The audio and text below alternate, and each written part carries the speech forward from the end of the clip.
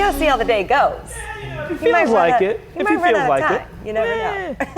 All right, it is time for Ask the Derm. Board certified dermatologist Dr. Billy Groff from Cosmetic Laser Dermatology is here to answer your skin questions. This is kind of a back to school edition.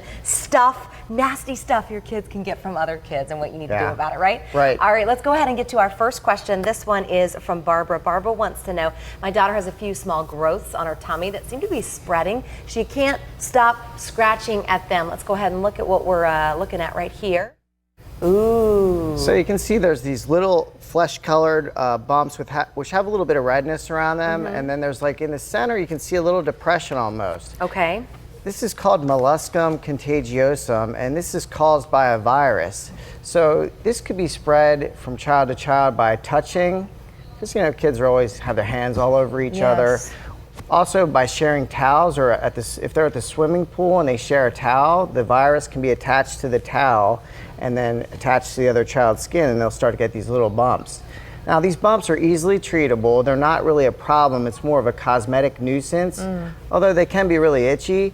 But if they're left alone, they can stay on the child's body for like 4 years. Really? Yeah, so it's probably best to bring them either to the pediatrician's office or a dermatologist's office, and we have various topical treatments we can do, and there's some completely painless treatments that we can do that get rid of these in that child. Excellent. Okay, let's get to our next question. Edward wants to know, my daughter is complaining about some painful blisters on her lips. What is it, and is it contagious? This is actually Tracy who wants to know. Ooh. Let's see. Is it a cold sore?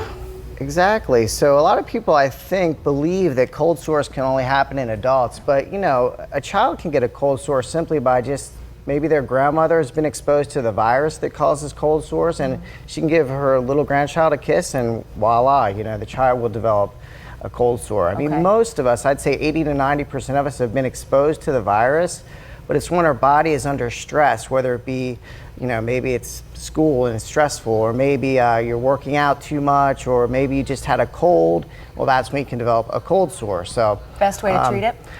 We have topical and oral medications that we can use, but again, to try to prevent spread, you know, kids again are always trying to hug and they kiss each other, and it's all innocent, but unfortunately these are things that you can pass from one child to another.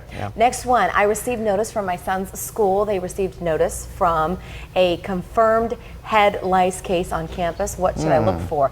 Head lice, Edward. Edward wants to know. This is the Tracy one. Let's go to the Edward one, and I think we have a picture of what we're talking about. Yeah, I think we'll have a picture in a second. This is a big problem for a lot of kids. This is so easily spread too. Yeah, well, it's actually not as easy as you think. Really? To spread a head lice to one child to another, it has to be head-to-head contact. Okay. So these little guys, they're about the size of a sesame seed. They Yowzer, extreme close-up. Extreme close-up. There was no warning on this one. Yeah, that's a scary looking guy, huh?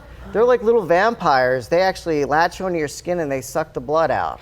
So what a great thought, huh? But the good news is that they don't transmit any significant diseases. Like in the past, in history, there's been some horrible diseases that have been spread from its cousin, the body louse. But this head lice doesn't transmit any diseases. Okay. But it's easily treatable. It's more difficult than you think. There has to be head-to-head contact, or if children share hairbrushes, you can pass the head lice from one child to another that way. So, what do you do if you find out after the fact that your child's been playing with somebody with head lice? Well, the best thing to do is you could treat that child preventively with different shampoos and topical lotions that we can run through the hair. But you can wait, and you can just wait to inspect the hair as well. You'll start to see they're about the size of a sesame seed. So if you really go through the hair carefully, you can find them and then treat them, of course. You'll see it. Okay, lastly, it's been a long summer. I've been running the kids all over the place. I feel the stress has made me look tired around my eyes. Is there something I can do?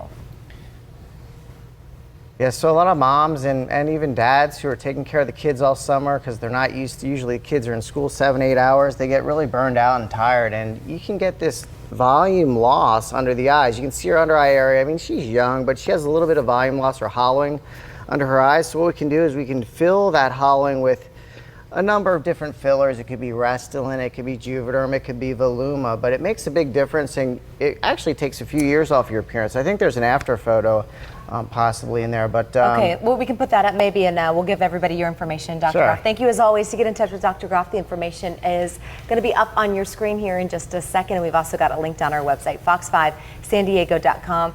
Click on that Scene on tab.